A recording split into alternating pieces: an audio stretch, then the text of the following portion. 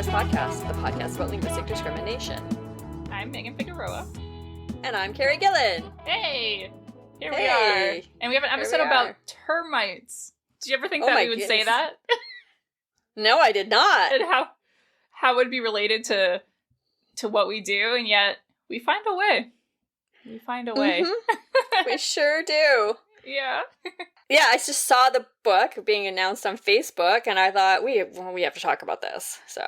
Yeah, that's what we have for you all today, but before that, let's talk a little bit. This is actually over a month old, this article, but it's about something that just came out, so I feel a little okay about it. Yeah. So, in the Hollywood Reporter, they talk about the Barbie poster, the French Barbie poster. Okay.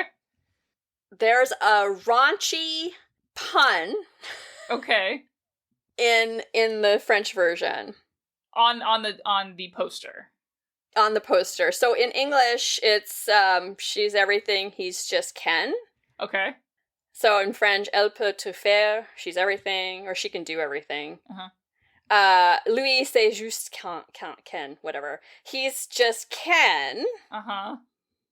But in Verlan slang, it means Lui, c'est juste Ken. Okay. Say can be C''est, he is. Yeah. And say, SAIT, he knows how to. So, Ken is the Verlan version of niquer, to fuck. Because in Verlan, you flip the sound, so niquer becomes Kenny, or Kenny, sorry, Quene, or Kene, or just Ken, Ken. So, but that's he's amazing. Just Ken, or he knows how to fuck. So she's everything, and he knows how to fuck. Yeah. Or he fucks. Which I wonder, in their slang, can that mean, like, because when I hear like he fucks, it doesn't have to be like. No, right? I don't. I think it's literally. Okay, it's like, literal. Okay. Yeah, I think my limited understanding of what's going on here. So, is this a situation where people would have known what was being done, or it's like just so specific to this region, or? Oh, no. So according to a French marketing executive from a competing studio, quote, "It's definitely deliberate. There's no way a French speaker wouldn't have noticed the dirty pun."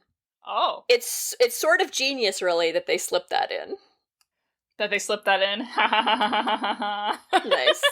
Nice. Warner Brothers, at least at this point, refused to confirm or deny whether the raunchy pun was deliberate or accidental. But, come on. Yeah. There's no way. So they say a French speaker, so you don't have to be a speaker of this specific dialect of French. Well, it's not a dialect. It's a code. It's kind of like Pig Latin, sort of. I mean, it's better than Pig Latin, but like people know it. Okay. Oh. Yeah. So right when you said it, that the French speakers among us would have known. Do you have to see it written, or it's? I probably mangled the pronunciation, so I don't know. Okay. Well, let's give you more credit, but the Ken part, I don't know how to say Ken en français, like the, I don't know how it would be pronounced. But it's like a auditory thing, like you can hear the pun. It's not something you like just have to see written, or. Yeah, if you pronounce it correctly, yes. Okay. I just don't think I pronounced it correctly. Oh, well, I believe in you. But I don't know any French at all, and except au revoir and yeah. Oh my god, how do you say hello? Oh, bonjour. There you go. Salut. Salut. Oh, okay. That's kind of like salud in Spanish. So cheers. Yep. Mm-hmm. Okay. Mm-hmm. Yes, I'm sure there's a lot like that. Yeah, and adieu. Like goodbye. Okay. But see, to God. To God. Oh, okay. Like adios. Okay. Got it. Yeah, it's the same. Yeah, it's is. The same. Huh. Mm-hmm. Well, that's amazing. I like that better than the English version. Well, English version is good, I think. Good. I mean, I haven't seen the movie yet, but I from what I've read about it, it totally makes sense. Yes, it's and a then, great tagline. Yeah, but then in French, it's just cheeky. It's fun. Cheeky. I mean, how do you not allow that to like? How do you not do it? It's right there. It just seems they'd have to change it quite a bit, right, from the English meaning to get something different, so that it's not the pun. Do you know, like, how much would have to change? I don't know how to say it other than the way that they did it. Right. So, but that's just me, like, not knowing enough French. Yeah. Like, that is the way you would say it. Yeah. That's my understanding. Yeah. But, yeah, so to keep with the original English, I mean, a good translator. But a good translator would also be like, this is dirty. Yeah. Oh, it's amazing. And it's all about, like, a child's toy. Ultimately. Oh, here they're saying Kenna slang for fuck is common parlance for anyone under 30, but since this slang first came up in the 80s, I'm like, wouldn't you be older than 30? Right. And still know it? Anyway, I thought that was a fun thing. I love that, and it makes me even more excited to see it, which I hope to see soon. But me and too, just thinking about Ryan Gosling. The gauze. The gauze as the kin that fucks. Oh, it's hilarious. With that is hilarious. His bleach blonde hair. Yeah, I would definitely say kin fucks for sure. I mean, when Gosling showed up in his pink suit, I was like, I need to find me a man who can pull off that. Who's not afraid to wear that, because holy fuck, it looked incredible. So good. Yeah.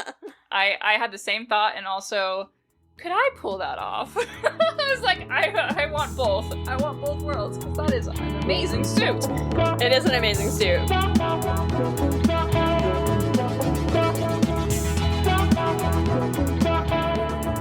All right, so we're really excited. We have two guests today. I have Dr. Felicity Meekins, who's a professor of linguistics in the School of Languages and Cultures, a fellow in the Academy for Social Sciences Australia, a fellow of the Australian Academy of Humanities, and a member of the ARC College of Experts. She's also the author and co-author of a bunch of books, including Case Marking and Contact, but most importantly, the book we're going to be talking about today, which I'll say in a minute. We also have Brian E. Barr, who's a conceptual artist working at the intersection of artistic process and scientific methodology. Through rule-based drawing, participatory installation, and workshops, her work explores emergence and pattern formation, deriving inspiration from complex adaptive systems, sociology, and relational aesthetics, and is the co-founder of the art science collective Scale Free Network and an honorary fellow of the University of Melbourne School of Physics. So welcome. We're here to talk about Tamarra, a story of termites on Gurindji country. Did I say that right? So Tamarra is the way to say it. My understanding is, like a d. So Tamarra, Gurindji country. Tamarra, Gurindji country. Okay, Tamarra.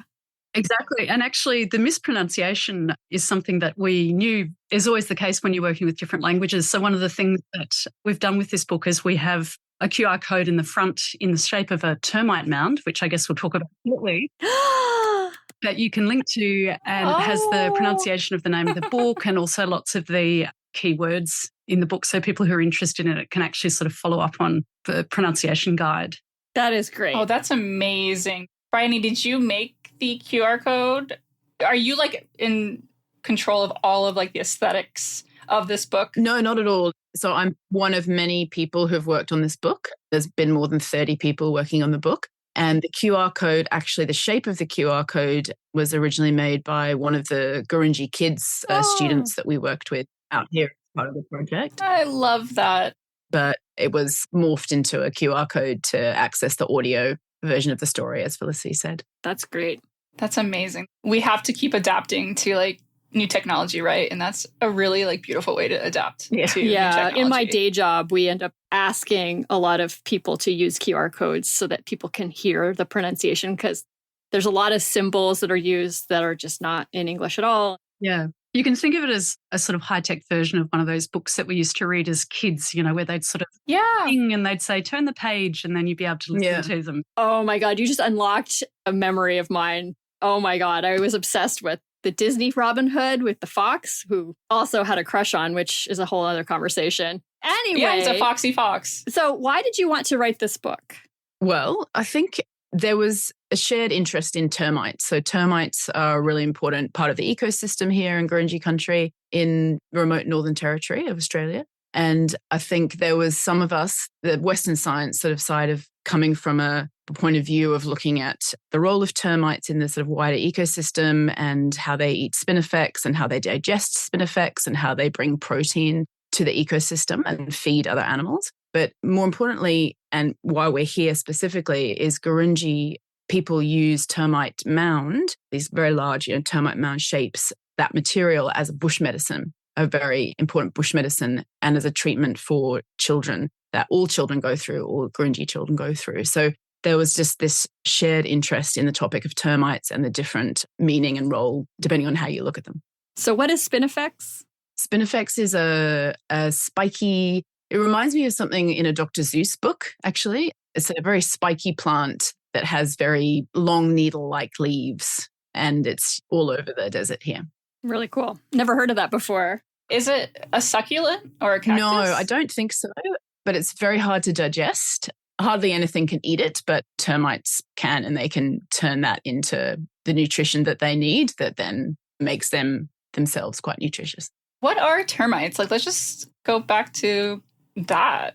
Yeah, sure. So termites evolved from cockroaches. I think something like 180 million years ago. Which doesn't do much for their reputation. No. No, right. So they're not ants. They often get called white ants. And some do eat wood, which is a lot of people know termites as eating wood and sort of hate them because of that, because people's homes being eaten perhaps. But yeah, they're not ants. They're evolved from cockroaches and are actually sort of mortal enemies of ants. So often there's battles going on there.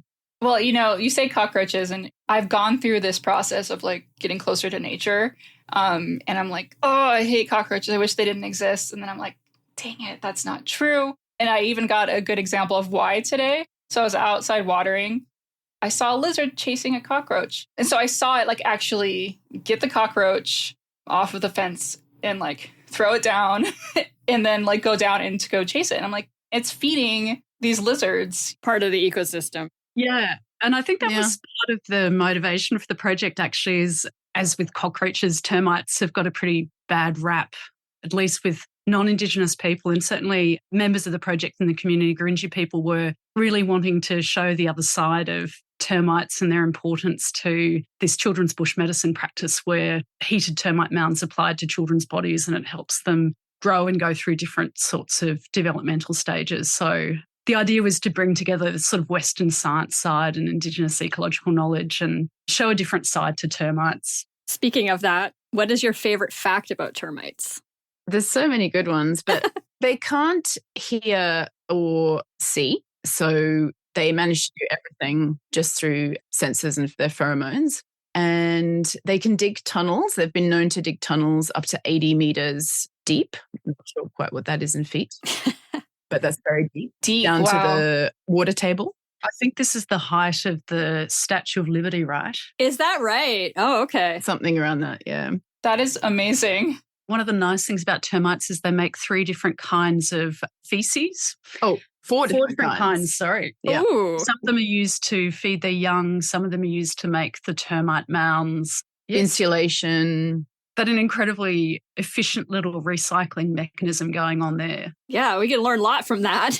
And like all animals, they have microbes in their gut, and that is what allows them to take the sort of very difficult cellulose of the spinifex and turn it into something that they can actually live off. So they're one of very few creatures that could do that. And that's all about their microbes. And that's true of humans or any animal, but they just have a particular set that allow them to really use spinifex to its highest possibility. Well, that reminds me of the koalas and their ability to eat eucalyptus. Yeah. So they use their feces to make the mounds? Yeah. What other material? Do they use the dirt around? Yeah, the soil is part of it. And the Yep. water that they're bringing up from the water table that can be, up to 80 meters down as well. They also bring that up. In their cheeks. Oh my goodness. I never really thought about little termite cheeks before. That's adorable. They're cute. I'm imagining a squirrel, like a squirrel cheeks, Yeah, I do imagine that as well. but on termites. So aren't you starting to feel better about termites? Yes. And my partner I'm learning some of this from him too, because he will not kill a thing. We always release insects back instead of like killing them when they're in our house. And we currently do have a bit of a termite issue. And, it didn't even make me mad. I was just like, Oh, it's just more scary because, like, if your house can fall down. our house is mostly Adobe, so it's not bad. But yes, it could be scary for some people. I totally get that. But it was just like, yeah, I mean, every time I see like quote unquote weeds growing through like cracks of like concrete and stuff that we've made, I'm just like, they were here first. Everything was here first before us. Most of it, but not all of the weeds were there before Yes. us. I like it when I see nature winning, since we're going through this like global climate change situation. I wonder how is there any way that termites are kind of helping in that area? What kind of resourcefulness of termites are helping with human resourcefulness? I guess what I can say about termites is that they are playing an important role recycling in a desert. So the dead material. So spinifex is everywhere. And when it dies, the termites are taking it and recycling it and building their mounds. And then their bodies are feeding other animals in the ecosystem. And in the dry environment of the desert, there's no fungi, or there's not really fungi in the same way. So fungi are often doing that recycling role. So termites are playing an important role there. I finally looked them up, spinifex. And so it's a grass. But I wonder if you had fun like making this like your artistic brain or eye looking at spinifex and making it into art. Because I feel like there's a lot of potential there. Yeah, no, definitely. I was involved in some of the art making, but there was a lot of artists involved in making the illustrations. There are definitely some depictions of the spinifex from above. You often see that in Indigenous art. And there's sort of, these cool fuzzy sort of circular shapes. They're depicted in a lot of different ways, actually, in the book, depending on the artist. And some of the paintings were made by individual artists, and some of them were made collaboratively in groups of 2. And even there was one very large painting that was made by about 16 people working together. That's really cool. Yeah, so that was a 2 by 3 meter canvas. And that was depicting the process of collecting bush medicine, termite mound, the Tamarra, to treat newborn babies when they come home to grow them up. Is it anti-inflammatory or antiseptic? Gurindji people, so they bake the termite mound on the fire and then they mash it down into a paste and paste it over the children's bodies and leave it there overnight. It's a mix of the Tamarra, so the termite mound, and also a kind of hakea, which is called niridi in the Gurindji language. And it's used to strengthen bones, for instance, to close the fontanelle, which are the plates on the top of the skull. Wow. Children go through different developmental stages like crawling and walking and that sort of thing. So it's considered to be something that strengthens the skeleton and also the spirit of the baby in connecting them to country. And there's a strong clay component of Tamarra, the termite mound. And I know that sometimes the termite mound is used to help with diarrhea or something like that. And that's common in other people have used clay in that way as well. Yeah. Clay is important in a lot of cultures. Yeah, absolutely. I'm in a dry desert as well. Yeah, Tucson. So when it dries, it is, I don't know if anyone's ever like done a clay mask on their face or something, but I could see how it's holding together. And the termite mound, I know, is sometimes used in other ways, like to make floor. I know Leah talked about making some kind of flooring. That's the white floor thing.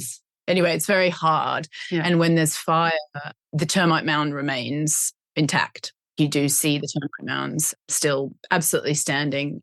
I can't speak to whether the termites are fine within that, but yeah, the termite mounds are absolutely still standing.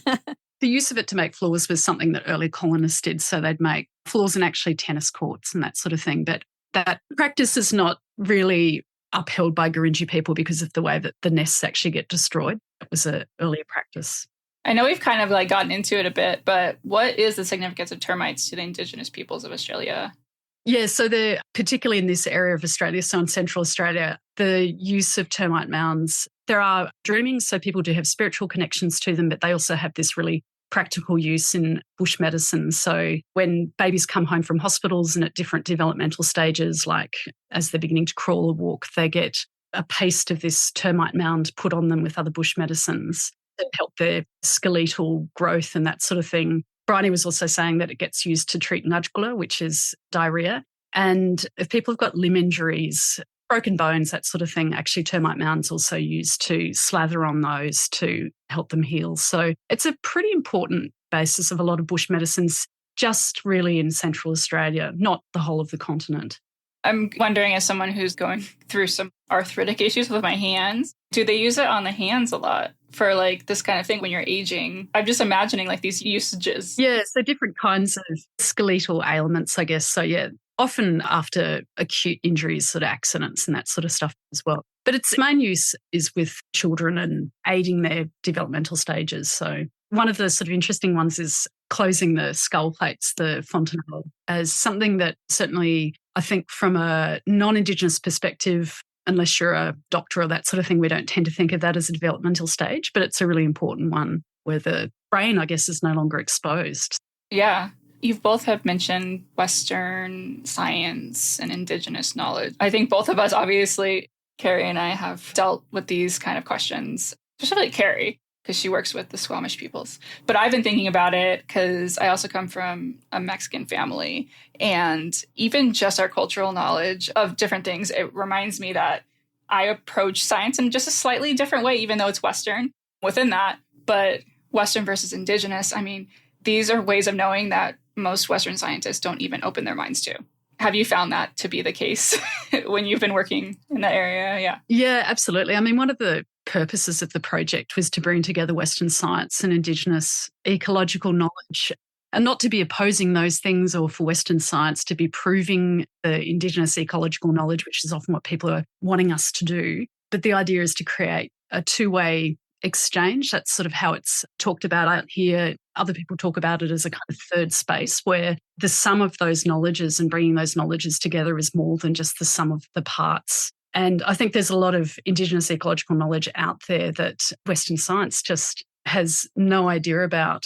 And we've been talking a lot about this in Australia now as trying to bring in Indigenous ecological knowledge to help with big issues around climate change. So a lot of Indigenous people across Australia have had this practice of, it's called slow burning, where vegetation's burnt off in a patchwork framework in different ways across the years, which means that you don't have these raging bushfires or the wildfires, I guess you see in North America. We're only really slow to the party to really understand actually how Indigenous people have been managing the climate in our continent. Yeah, exact same things happening here. The entire continent, well, at least North America, I can't speak to South America, but North America was managed in exactly the same way, the controlled burns. And then what did we do? We stopped doing that when white people showed up. And then now we have these huge fires. We brought that back in Arizona. Oh, no, we've brought it back just in general, but there was a long period of time where it was not used at all. And in fact, there were cases of Indigenous people starting forest fires on purpose to manage it, and then they would be jailed for it.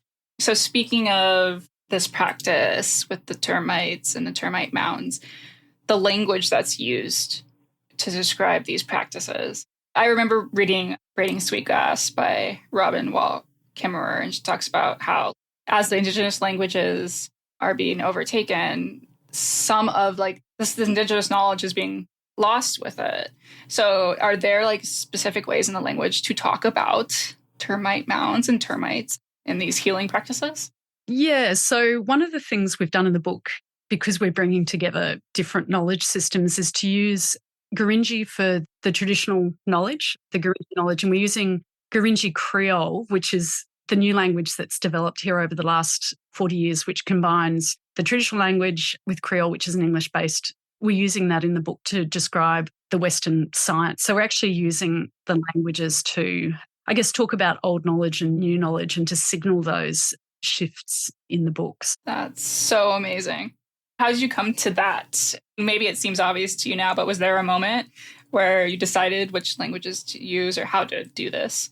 I guess because we were producing a singular narrative through the book, and the book walks its way through the children's bush medicine practices and then the digestion of termite mound by termites and that sort of thing. And that all comes from Western science. This is something that Western science talks about, microbes and this sort of thing. We're trying to work out a way to, I guess, signal the different kinds of knowledge systems, but not to do it in a really blunt way and to do it a bit more creatively. And that's where we've used the languages to do that. So that's something that might get a little bit missed with some of the reading audience. But in the book itself, we've coded the different languages with different colours. And on each page, you can see where the languages come from. So whether it's English, Gurindji or Gurindji Creole.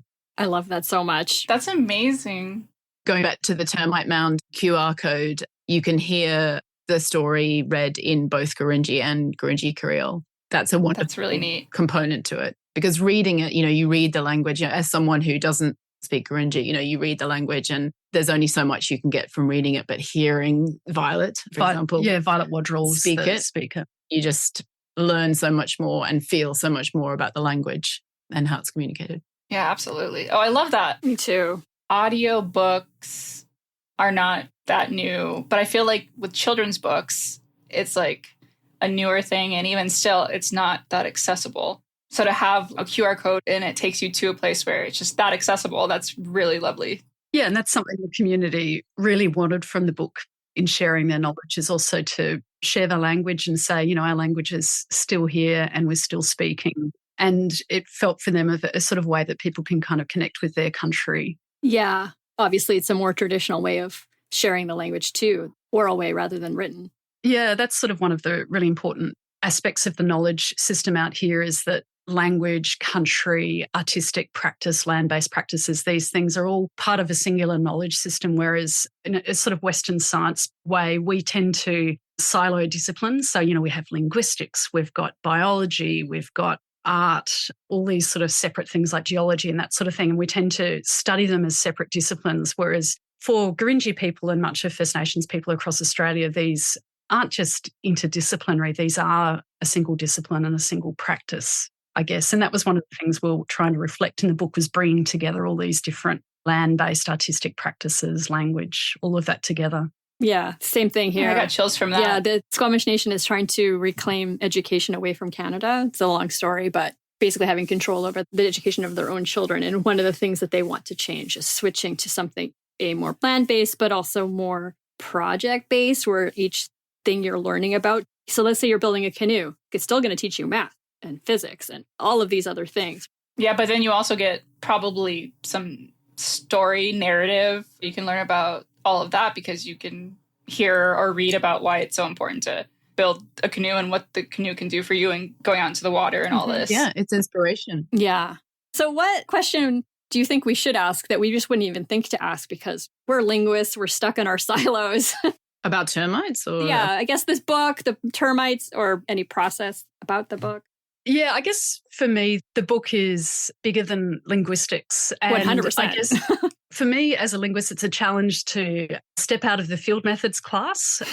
I've co-authored a field methods textbook, of course, but to step out of your field methods class and actually think about how you're documenting a language within a system of knowledge that you're working within. So stepping out of a sort of linguistics discipline and absolutely go ahead and do the working out what grammatical constructions are grammatical or ungrammatical, work out the sound systems, do all of that. That stuff is really important. But also think about what the local community, the local knowledge system that you're working with, what the place of language is within that, and try and document language within that system. So you can make a book about termites. You can, as we've done here, do oral history books. And in doing so, explore really interesting grammatical constructions, and things will pop up that won't pop up in other contexts. And so actually in following what communities' aspirations are for their language, maybe it is to document local history, maybe it's to document children's bush medicine practices, not to be sort of thinking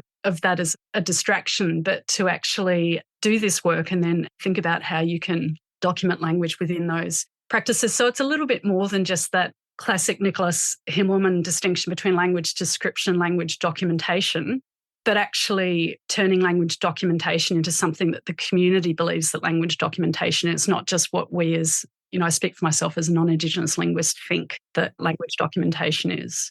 Well, yeah, and I think I don't do language documentation, but I've always wondered, just as someone who looks at like grammar stuff or has in the past, what do people think, or what do linguists think? Where do they think the language is coming from? It's from people. And a lot of times we ask people to tell stories.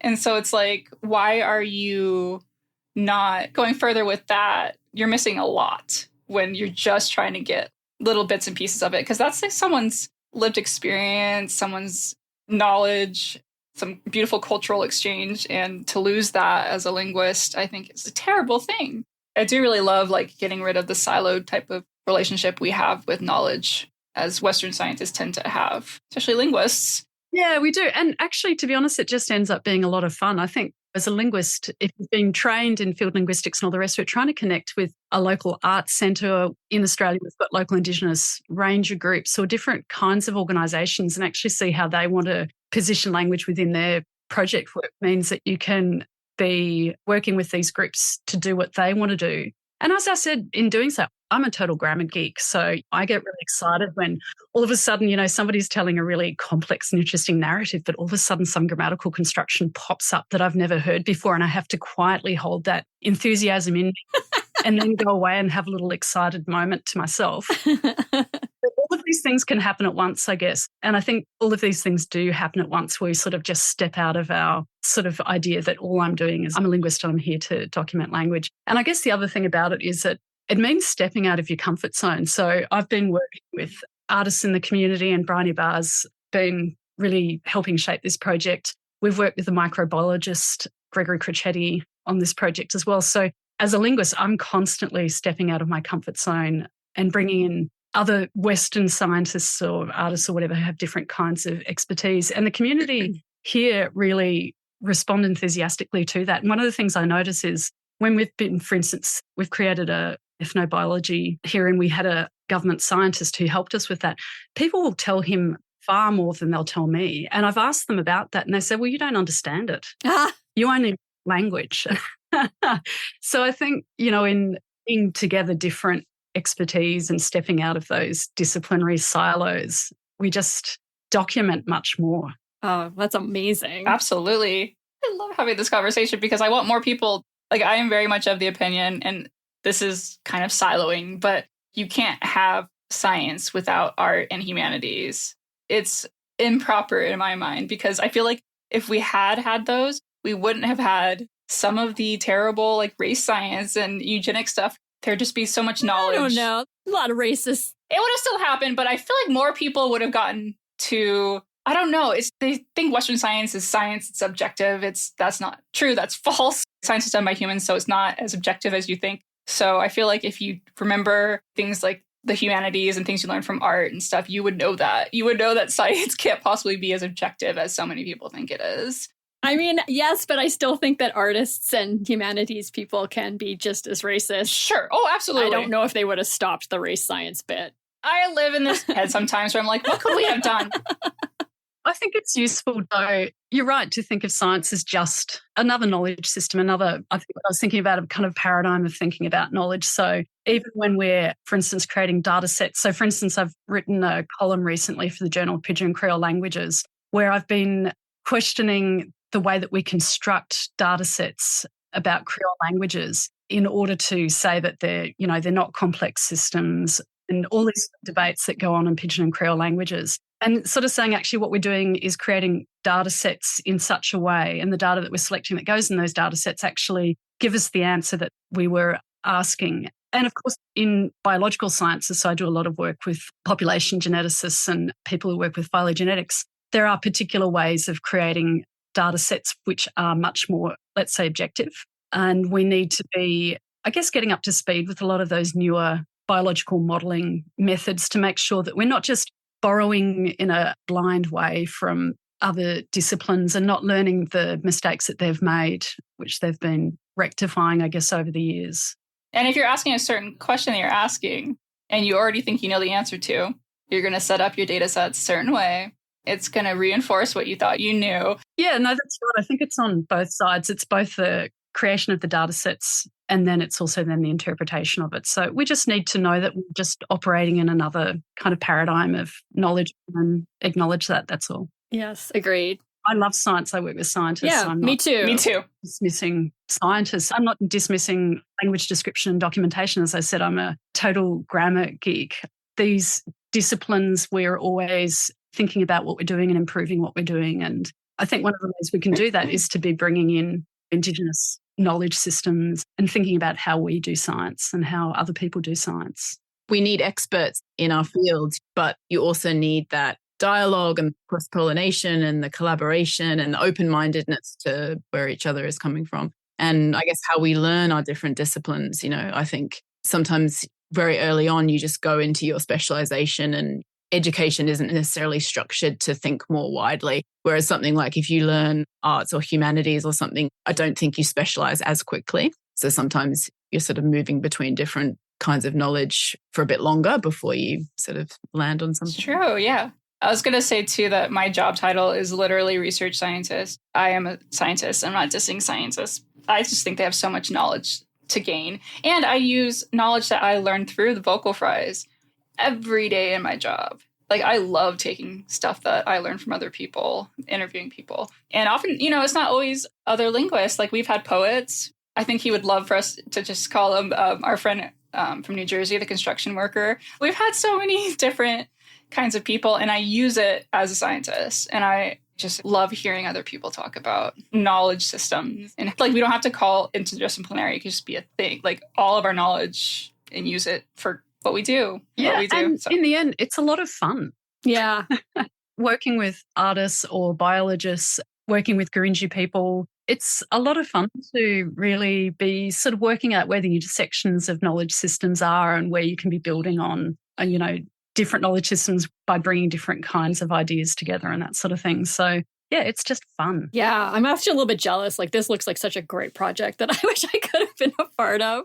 If you could do something like this again, is there like another creature or area of interest that you would like to do another book on or another kind of project? Well, I guess what that makes me immediately think of is that we are actually already, this project has already given rise to another sort of stage, which is that we are taking that same, because the termites and using the termite mound as a treatment is such a rich topic and there's so many sort of ways to sort of think about it. So we're actually in the process of making a video which has an animated component, a stop motion animated component that's involving as many people in the community as possible. And we're taking the dot painting style, which people often do in this area, and we're turning those dots into sort of a three-dimensional form using plasticine. So actually just earlier this week, Felicity and I were working with a bunch of kids in the school and rolling lots of plasticine balls, showing them the footage that we had shot the last time we were here and the animation that we started developing with artists last time we were here,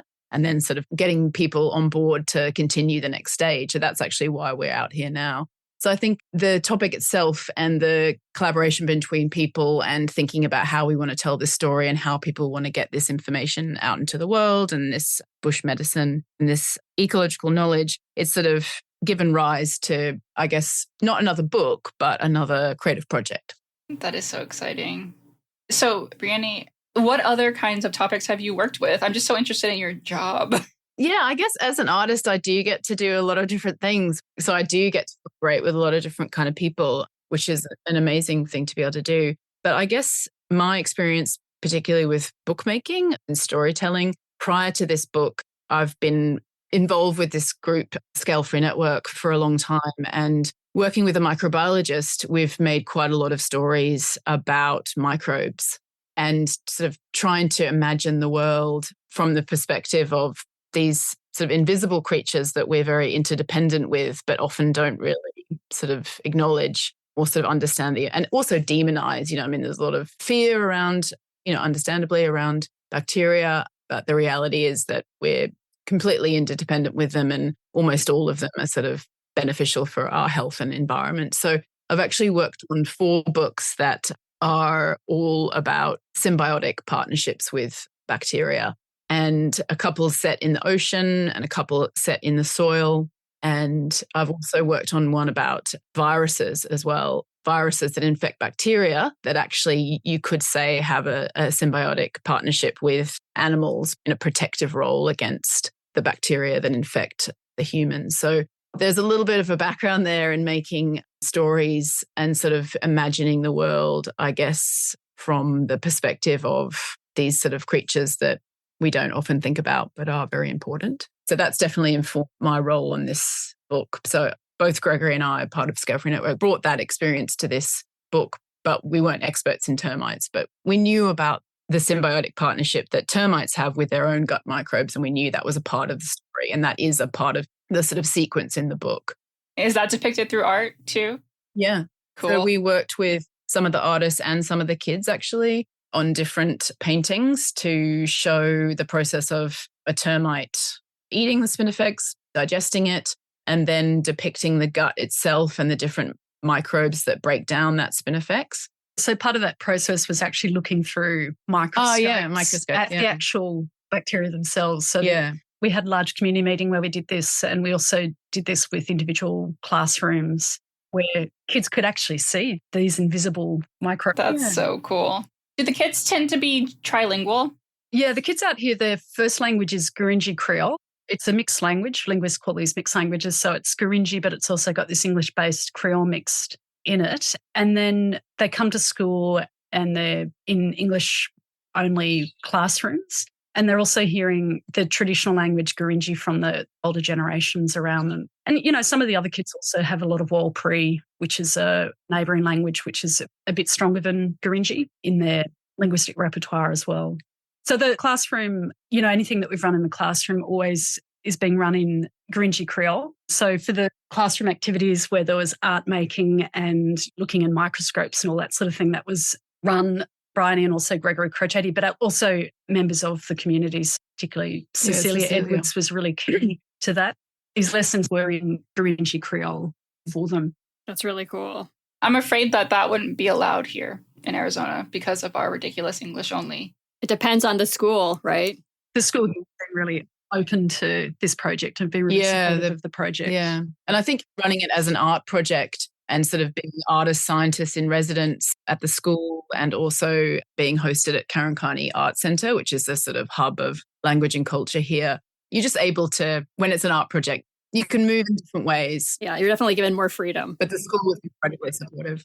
I wonder if termites have taught you anything about storytelling. That's a good question. I mean, I think as always, when you're trying to imagine the world from the perspective of your protagonist, whatever that is, whoever or whatever that is, I think it teaches you something. I mean, just simply imagining the world where you can't see and you can't hear and you're part of this colony and each member of the colony is doing their part and also playing a role in the bigger community and ecosystem. It just makes you think about how efficient and how amazing these creatures have evolved to sort of perfectly sit in their ecosystem. And that's a lesson for humans, I think. Yes.